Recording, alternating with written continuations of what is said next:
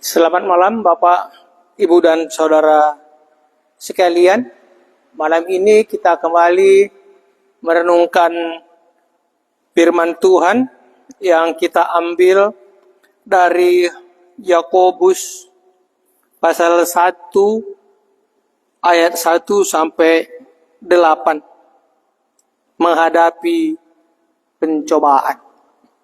Sebelumnya mari kita berdoa.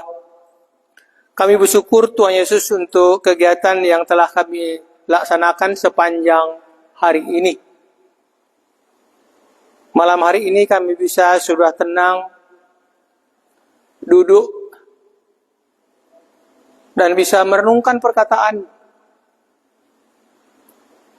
Kuasai hati pemikiran kami, supaya kami bisa mendengarkan perkataan-Mu dan bisa menikmatinya. Dan buatlah kami mengerti apa yang mau Tuhan katakan kepada kami masing-masing. Terima kasih Tuhan Yesus. Di dalam nama-Mu kami berdoa dan mengucap syukur. Amin. Baik Bapak Ibu Saudara sekalian, renungan kita ambil dari Yakobus 1 ayat 1 sampai ayat yang ke-8. Dikatakan di dalam ayat 1, salam dari Yakobus, hamba Allah dan Tuhan Yesus Kristus kepada kedua belas suku di perantauan. Surat ini, surat Yakobus, ditujukan kepada kedua belas suku di perantauan. Yakobus mengatakan dirinya sebagai hamba Allah dan Tuhan Yesus Kristus. Kita tahu bahwa Yakobus ini adalah saudara kandung daripada Tuhan Yesus. Dan dialah penulis buku Yakobus ini. Dikatakan di dalam ayat berikutnya, saudara-saudaraku, anggaplah suatu kebahagiaan apabila kamu jatuh ke dalam berbagai pencobaan. Sebab kamu tahu bahwa ujian terhadap imanmu itu menghasilkan ketekunan. Dan biarkanlah ketekunan itu memperoleh buah yang matang, supaya kamu menjadi sempurna dan utuh dan tak kekurangan suatu apapun. Apa yang dikatakan di dalam bacaan kita ini adalah, saudara-saudaraku, anggaplah suatu kebahagiaan. Anggaplah suatu kebahagiaan apabila kamu jatuh ke dalam berbagai pencobaan. Yakobus menuliskan bahwa apabila jatuh ke dalam berbagai pencobaan itu adalah suatu kebahagiaan. Kenapa Yakobus berani mengatakan hal seperti itu? Karena pencobaan itu adalah ujian daripada iman. Ujian daripada iman. Dan pencobaan itu bukan berasal dari Tuhan, tetapi berasal dari iblis. Pencobaan berasal dari iblis. Sering kita mendengar bahwa banyak kali pencobaan ketika aku mendekat dengan Tuhan.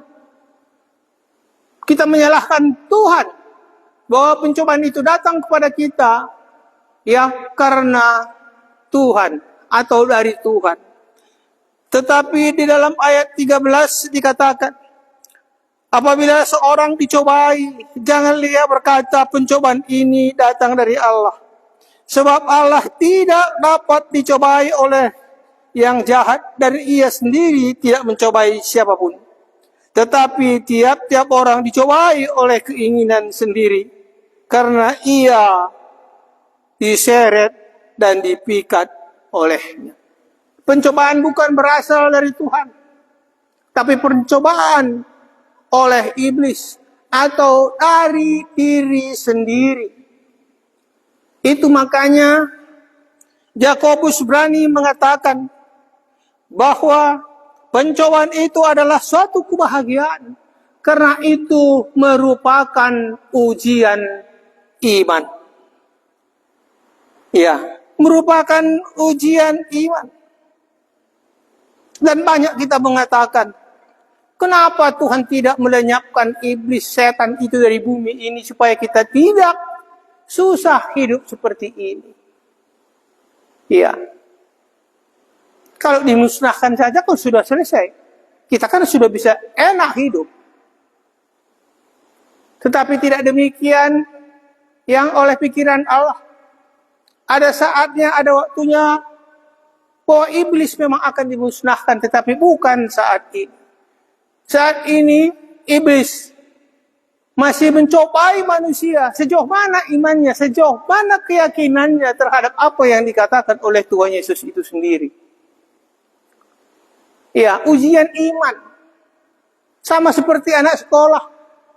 Ada ujiannya, ada soalnya. Apa yang harus dijawabnya? Apa yang harus diperbuatnya? Menguji kemampuannya. Ya, sudah sejauh mana dia belajar. Iman orang Kristen juga perlu diuji. Sejauh mana imannya itu? Apakah karena hanya ngaku-ngaku sebagai orang yang beriman, tapi tidak tahan dalam pencobaan? Bisa kita lihat iman seseorang itu kuat apa tidak. Ya, ketika kita melihat di dalam pencobaan. Kita tahu ya, kendaraan ya, roda 4 maupun roda 2. Kalau di dalam jalan turun-turunan, mati pun mesinnya akan terus meluncur. Bisa turun dia. Tetapi ketika pendakian, kalau tidak ada mesinnya, dia pasti tidak bisa naik.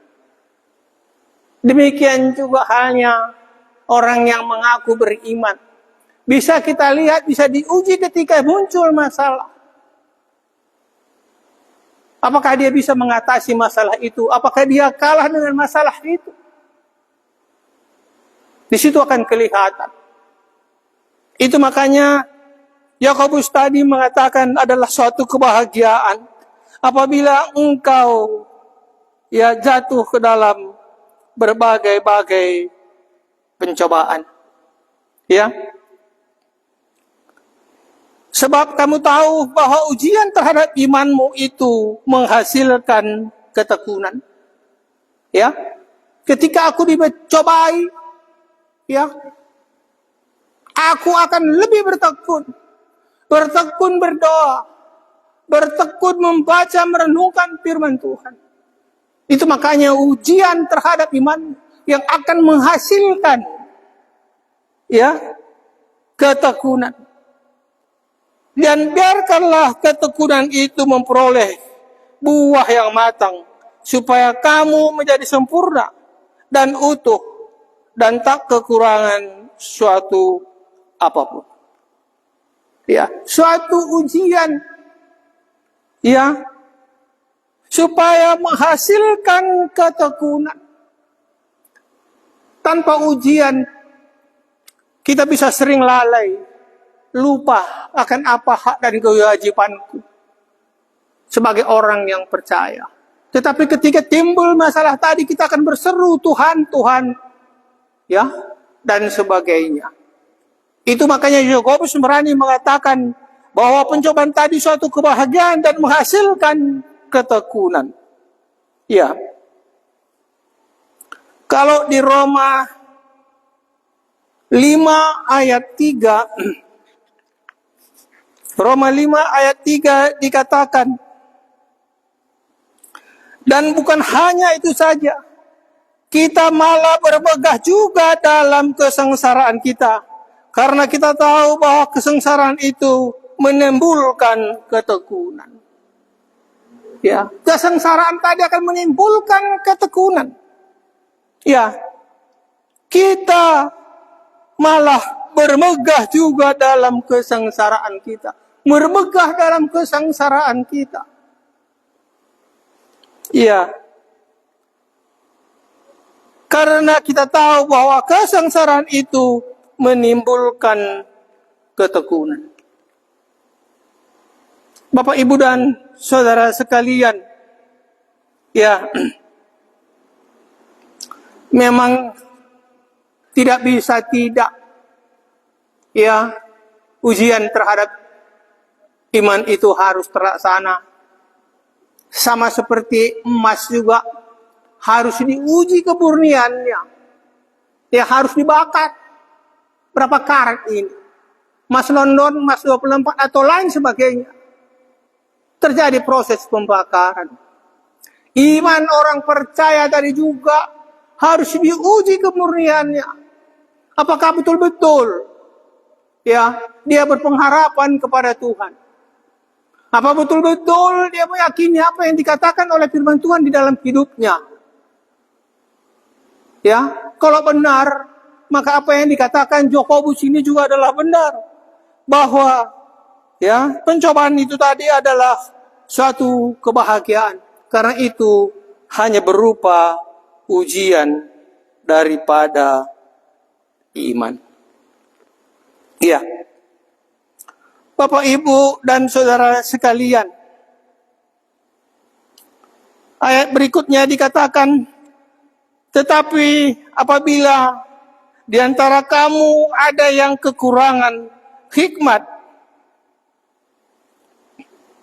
hendaklah ia memintanya kepada Allah, yang memberikan kepada setiap orang dengan murah hati dan tidak membangkitkan, maka hal itu akan diberikan kepadanya. Hendaklah ia memintanya dalam iman, dan sama sekali jangan bimbang, sebab orang bimbang sama dengan gelombang laut yang diombang-ambingkan kian kemari oleh angin. Orang yang demikian janganlah mengira bahwa ia akan menerima sesuatu dari Tuhan, sebab orang yang mendua hati tidak akan tenang dalam hidupnya. Tetapi apabila di antara kamu ada yang kekurangan hikmat, ya, kekurangan hikmat, karena surat ini ditujukan ya kepada ke-12 suku di perantauan. Mereka dalam perantauan mungkin banyak masalah, problem, pencobaan, sehingga dibutuhkan hikmat. Dibutuhkan hikmat. Hikmat tadi adalah tindakan yang bijaksana. Bagaimana tindakanku di dalam menghadapi masalah ini? Bagaimana sikapku dalam menghadapi ini? Karena mereka semua dalam perantauan. Mungkin kita juga orang Kristen, ya, saat ini banyak pencobaan. Ya, kita memerlukan hikmat. Bagaimana aku mengatasinya? Ya, bagaimana aku menyelesaikannya? Ya, maka dikatakan, tetapi apabila di antara kamu ada yang kekurangan hikmat, hendaklah ia memintanya kepada Allah, yang memberikan kepada semua orang dengan murah hati dan dengan tidak membangkitkannya. Iya. Kalau engkau kekurangan hikmat, mintalah. Ya, mintalah. Ini yang dikatakan oleh Tuhan. Ini yang dikatakan oleh Yakobus, ya, kepada ke-12 suku di perantauan. Kita tahu, ya, hikmat adalah tindakan yang bijaksana, sama seperti Salomo juga, ya, memakai hikmat tadi, ya, ketika dia menghadapi, ya, dua orang tua yang mempunyai anak dua. Satu anak sudah meninggal. Dan kedua orang tua itu bertengkar bahwa ini anaknya, dan sana juga mengatakan ini anakku. Ya, dan sampai ke tangan raja. Apa yang dilakukan oleh raja? Raja Salomo adalah penuh dengan hikmat. Ya, meminta kepada pengawalnya ambil pedang. Ya, ambil pedang. Maka anak ini akan kubagi menjadi dua. Kuberikan setengah-setengah kepada masing-masing ibu ini. Ketika Raja Salomo mengangkat pedangnya, satu ibu menjerit, jangan bunuh anak itu, biar berikanlah itu kepada ibu ini. Dari situ tahulah, ya, Raja Salomo bahwa yang memiliki anak yang sebenarnya adalah ibu yang tidak sudi, tidak rela anaknya dibunuh dan memberikannya anak itu kepadanya. Inilah hikmat, ya, Raja Salomo. Ya, maka dikatakan mintalah, ya, mintalah. Sama seperti Raja Salomo juga meminta kepada Tuhan, apa yang kau kehendaki daripada aku. Salomo mengatakan, berikan aku hikmat supaya aku bisa menghakimi bangsamu, memutus perkara bangsamu. Salomo tidak meminta kaya, tetapi Tuhan memberikannya lebih daripada apa yang dimintakan oleh Salomo. Itu maka katanya, mintalah.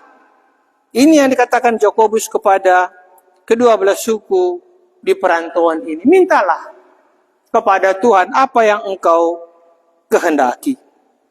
Iya. Mintalah, ya, dalam iman. Hendaklah ia memintanya dalam iman. Dan sama sekali jangan bimbang. Sebab orang yang bimbang sama dengan gelombang laut yang diombang-ambingkan kian kemari oleh angin. Mintalah dalam iman. Dalam iman artinya sesuai dengan apa yang telah dikatakan oleh Tuhan. Sama seperti Raja Salomo tadi. Meminta, ya, sesuai dengan, ya, keperluan atau kebutuhan umat Allah itu sendiri. Itu yang dimintakannya, bukan yang lain-lain. Itulah meminta dengan iman. Iya, sesuai dengan kebutuhan jemaat, ya, Tuhan tadi. Ini yang dimintakan. Bagaimana aku menghakiminya? Bagaimana aku bisa memutus perkaranya kalau engkau tidak memberikan hikmat kepada aku? Itulah artinya meminta, ya, dalam iman. Dan sama sekali jangan bimbang. Seorang yang bimbang sama dengan gelombang laut yang diombang-ambingkan kian kemari oleh angin. Bimbang, ya, sama seperti gelombang laut yang diombang-ambingkan kian kemari. Tidak ada arahnya. Bimbang sama dengan tidak meyakini, tidak mempercayai apa yang dikatakan oleh Tuhan. Dan dia juga tidak meyakini apa yang dimintakannya. Iya.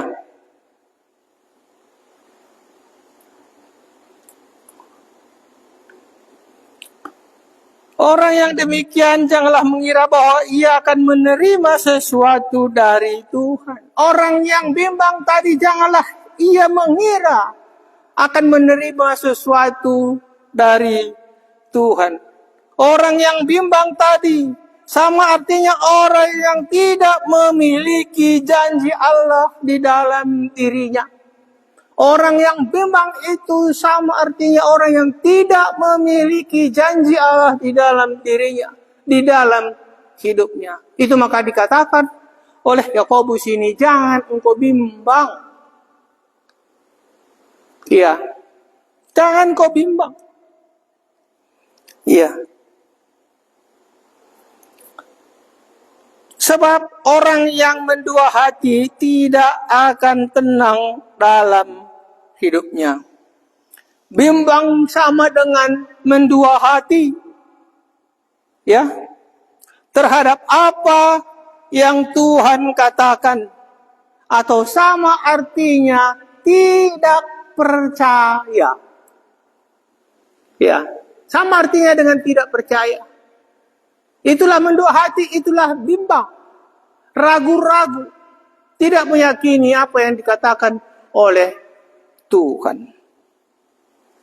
Ya, inilah yang dikatakan oleh Yakobus kepada ke-12 suku di perantauan, bagaimana engkau di dalam menghadapi pencobaan. Ya, bagaimana engkau dalam menghadapi pencobaan? Apabila engkau menghadapi pencobaan, anggaplah itu sebagai suatu kebahagiaan, karena itu hanya ujian terhadap iman. Yang kedua, bagaimana aku menghadapi pencobaan tadi? Ya, mintalah hikmat. Bagaimana aku harus mengatasi masalah atau problem itu. Mintakan hikmat kepada Tuhan. Ya, kita perlu hikmat dalam kehidupan kita sehari-hari. Bagaimana aku memutuskannya? Mungkin tidak seberat apa yang dialami oleh Raja Salomo dalam memutus suatu perkara. Tetapi dalam kehidupan kita sehari-hari sebagai orang percaya juga harus sering berhikmat.